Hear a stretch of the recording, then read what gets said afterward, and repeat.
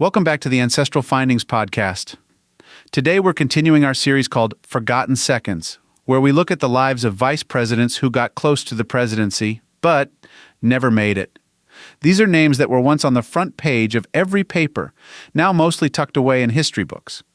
This episode is about Schuyler Colfax, a man who was once one of the most powerful politicians in the country. He was Speaker of the House during the Civil War, served as vice president under Ulysses S. Grant, and at one point, people were talking about him as a future president. But then came a scandal, and it changed everything. Let's start where his story begins.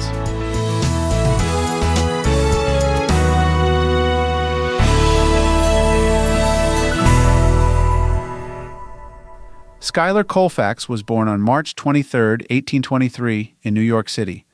He never knew his father, also named Skyler, because he died just a few months before his son was born.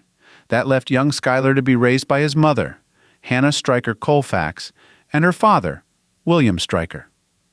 The Colfax family had been in America for a long time. One of his ancestors served in George Washington's Life Guard during the Revolutionary War.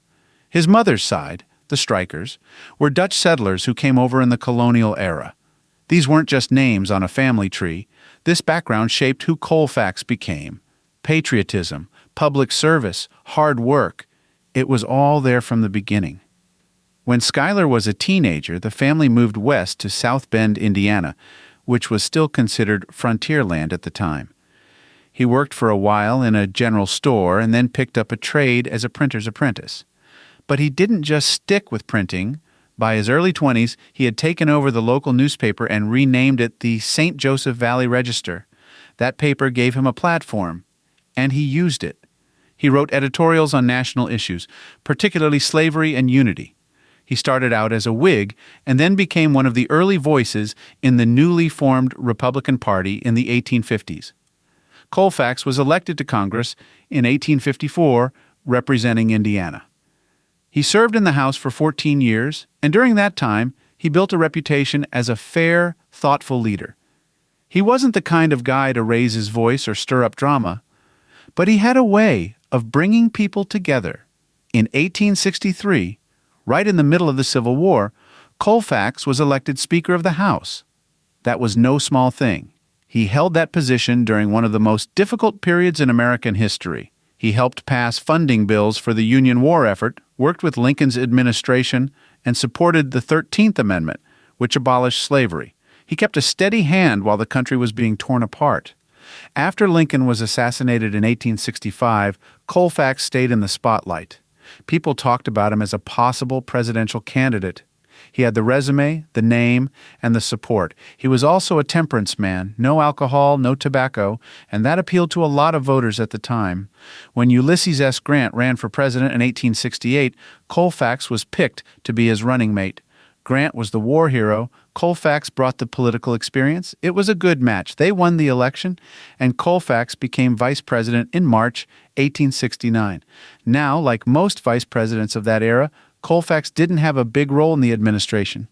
He presided over the Senate and supported Grant's Reconstruction efforts, but he wasn't involved in daily decision-making. Grant ran things with a tight inner circle, and Colfax wasn't in it. Still, he was respected, and for a while it looked like he might be next in line for the presidency. Then came the Credit Mobilier scandal in 1872. That scandal involved a construction company tied to the Union Pacific Railroad.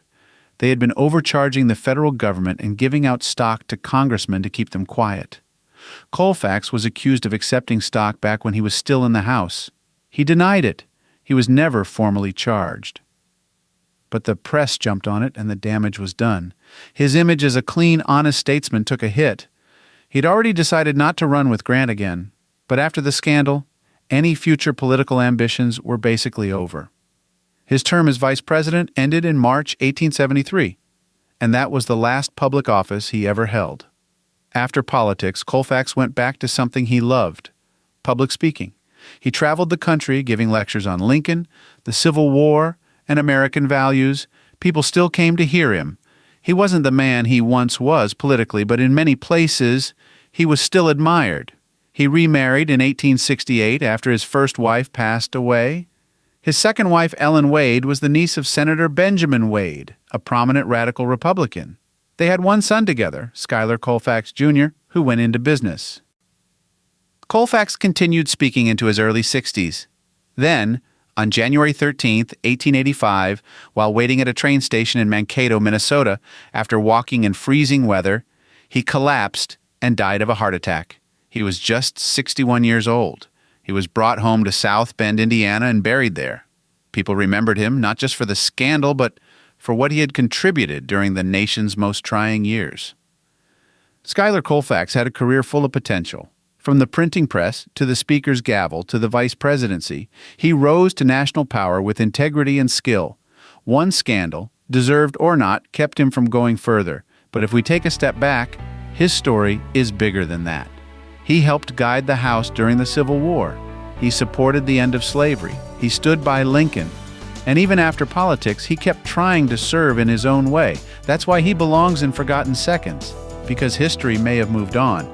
But men like Schuyler Colfax helped shape the nation we live in today.